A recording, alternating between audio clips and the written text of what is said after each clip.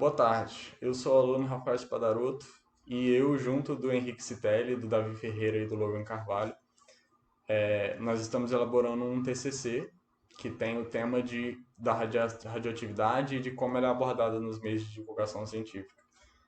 O professor Bruno Jardim vai ser o nosso orientador desse tema.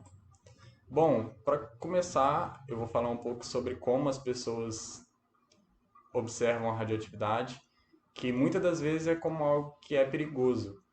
Então, isso se deve por conta da falta de informação e de acesso que as pessoas têm sobre ela.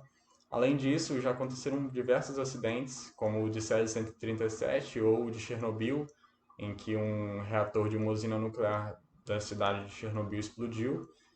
E então as pessoas associam a radioatividade com coisas perigosas por conta desses acidentes, mas a gente sabe que isso só acontece por conta de que os acidentes são mais divulgados do que a própria radioatividade em si, como ela é abordada.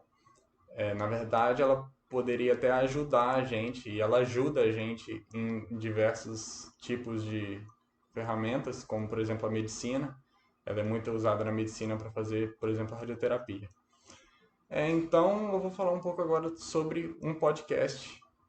Então, o podcast ele se consiste em uma roda de conversa que é gravada para as pessoas poderem assistir, e geralmente podendo ter tema ou não.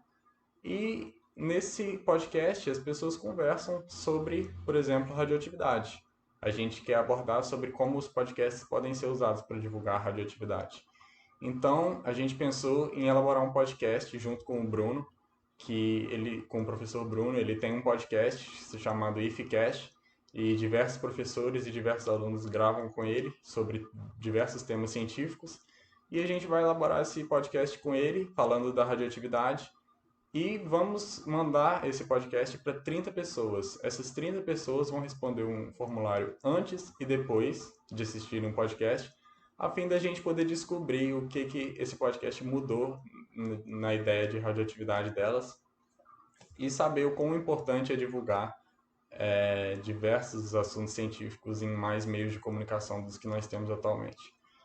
Bom, eu queria agradecer a Patrícia por ter orientado a gente em fazer o TCC na matéria de prática profissional, ao professor Bruno Jardim por dar essa oportunidade da gente gravar um podcast junto com ele, e também do IFE por conceder essa oportunidade para a gente. É isso. Obrigado.